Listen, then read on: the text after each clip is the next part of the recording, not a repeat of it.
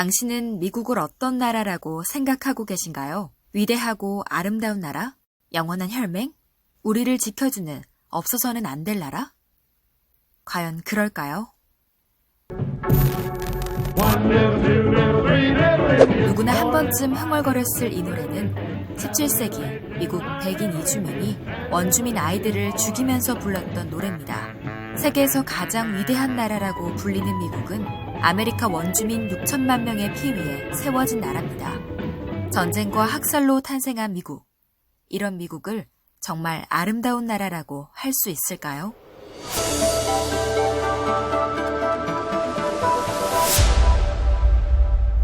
세계에서 가장 전쟁을 좋아하는 나라 미국이 1776년 독립선언 후 지금까지 전쟁을 한 기간입니다. 제2차 세계대전 이후 오늘날까지 전 세계에서 약 250개의 전쟁이 발발했는데 이 중 미국이 일으킨 전쟁만 200개가 넘습니다. 미국이 세계 각지에서 운영하고 있는 군사기지는 약 1000곳이 넘고 150개 이상의 국가에 배치시킨 병력만 해도 15만 명이 넘습니다. 무엇보다 미국은 최대 핵 보유국이며 인류 역사상 최초로 2번의 핵무기를 실제로 사용한 나라입니다.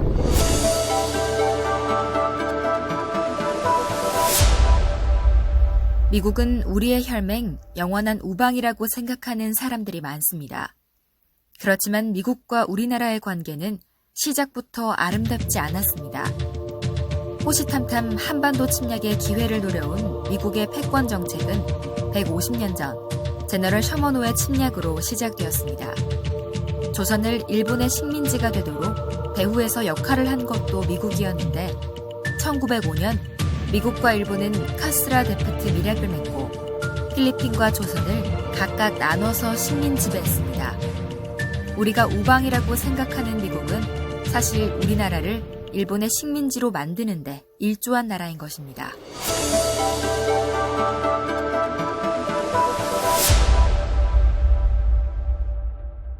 1945년 9월 7일 메가더는 조선 인민에게 고함을 통해 미국은 북위 38도 이남의 조선 영토를 점령한다고 명기했습니다. 이는 미국 스스로가 해방군이 아닌 점령군임을 드러낸 것인데요. 이 메가더 포고령에 의해 38선이 그어지며 한반도는 두동강이 나게 됩니다.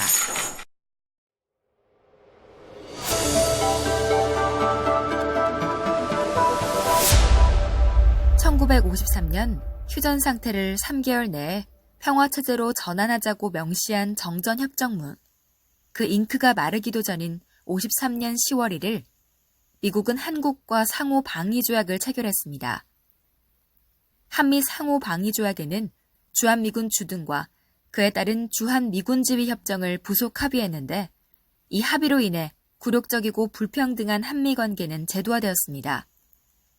이로 인해 한국전쟁을 영구적으로 끝낼 수 있는 평화체제 실현은 요원해졌고 우리는 70년이 넘도록 정전 상태에서 불안한 평화시대를 살고 있습니다.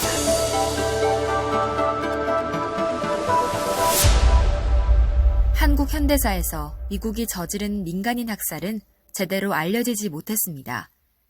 최근에 들어서야 재조명되고 있는 71년 전 제주 4.3 항쟁에서 미국이 저지른 민간인 학살은 그 규모와 잔혹성이 상상을 초월합니다.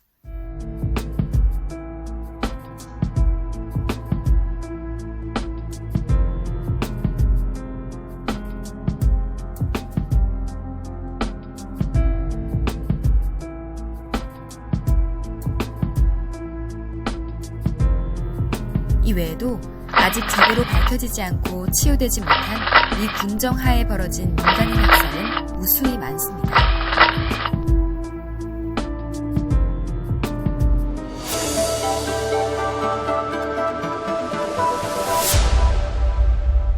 미국은 1980년 전두환 군부의 5.18 광주 학살에도 직접 개입했습니다.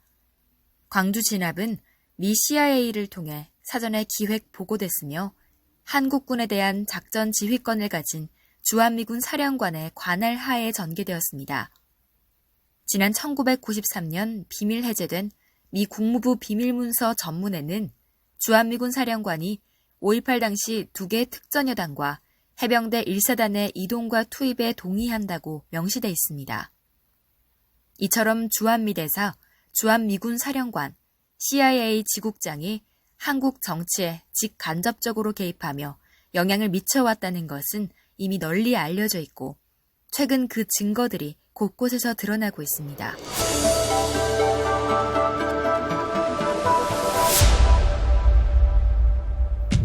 주한미군의 범죄는 일상 속에서 더욱 빈번하게 일어나고 있습니다. 1992년 미군 케네스 마클의 윤금희 씨 살해 사건, 96년 미군 속 헬리의 강미희 씨 살해 사건, 유니크 이병의 이기순 씨 살해 사건, 97년 미군 속 해안의 패터슨의 조중필 학생 이태원 버거킹 살해 사건, 99년 신차금 씨 살해 사건, 2005년 미군 대형 트럭에 의한 김명자 씨 압사 사건 등 헤아릴 수 없이 많습니다. 무엇보다 2002년 주한미군 2사단 소속 장갑차가 친구 생일 모임에 가던 두 여중생 미선이 효순이를 죽인 것에 국민들은 충격과 분노에 휩싸였습니다.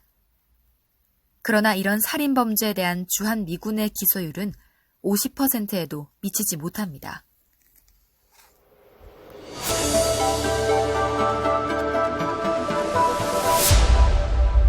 주한미군은 이 땅의 환경도 가만두질 않았습니다.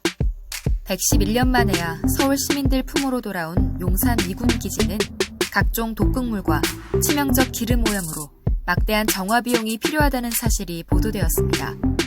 더욱 기가 막힌 것은 그 정화 비용조차도 우리의 세금으로 감당해야 한다는 사실입니다. 주한미군은 도심 한복판에서 위험한 생화학 무기 실험도 아무런 제재 없이 진행하고 있습니다. 2015년 주한미군 오산기지를 비롯해 9개국 194개 연구소에 살아있는 탄저균 배달 사고가 발생했고 부산 남구 간만동 팔부두 미군 세균 실험실에서는 확인할 수 없는 실험이 계속되고 있으며 주민들의 투쟁이 계속되고 있습니다.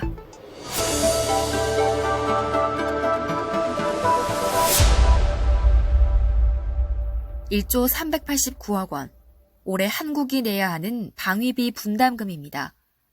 우리가 부담해야 하는 방위비 분담금이 1조를 돌파한 건 처음입니다. 최근 5년간 가장 높은 인상률을 보인 올해 분담금은 작년에 비해 8.2%나 올랐습니다. 심지어 이번 협정문에는 미군의 청소와 빨래, 목욕 비용까지 국민의 세금으로 내주겠다고 명시되어 있습니다. 이 와중에도 트럼프 대통령은 공공연히 방위비 분담금을 더 증액할 것이라고 강조하고 있습니다. 1953년 미국은 북한과 정전협정을 체결했지만 한미 상호방위조약 체결로 주한미군을 영구 주둔시키고 매년 한미 합동군사훈련을 실시함으로써 사실상 전쟁을 계속하고 있습니다. 최근 미국이 지난해 11월 노스다코타주에서 진행한 핵공격 연습에 한국 군당국도 참가했다는 사실이 드러났는데 이는 2018년 6.12 싱가포르 북미 정상회담 선언과 평양 공동선언의 남북 군사합의에 대한 명백한 위반입니다.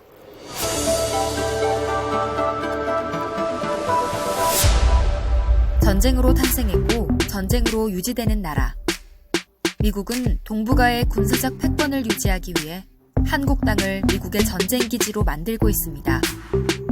평화의 섬 제주도에 미 해군기지가 건설됐는데 처음에는 미군이 이용하지 않는 순수한 대한민국 해군기지라고 거짓말을 했다가 지금은 공공연히 미군 함정이 드나들고 있습니다. 사드 배치 지역인 성주와 김천도 동북아 군사대결의 전략기지로 전락시켰습니다. 사드 배치에 중국과 러시아가 강력하게 반발하는 이유가 이 때문입니다. 유사시 한국 땅은 동북아 전쟁기지가 될 것이고 미국의 핵심 군사시설로서 타격의 표적이 될 것이 뻔합니다. 미국은 지금 이 순간에도 전쟁 위기 고조를 통해 전 세계를 마음대로 휘두르려 합니다. 군사력 증강과 중거리 핵 전략 조약 파기, 전략 핵무기 확대, 강압적 동맹 정책, 인종차별 정책 등을 펼치며 제국주의 패권을 놓지 않으려고 합니다.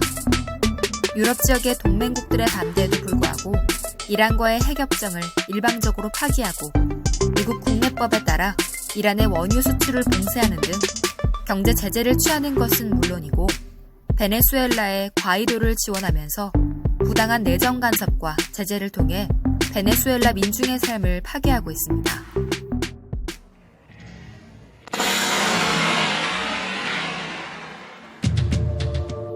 미국은 전 세계에서 그렇듯 한반도에서도 전쟁 위기를 고조시키고 있습니다.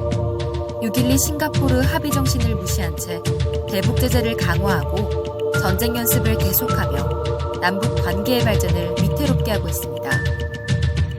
이것이 한반도에서 제국주의 패권을 놓지 않으려는 미국의 모습입니다.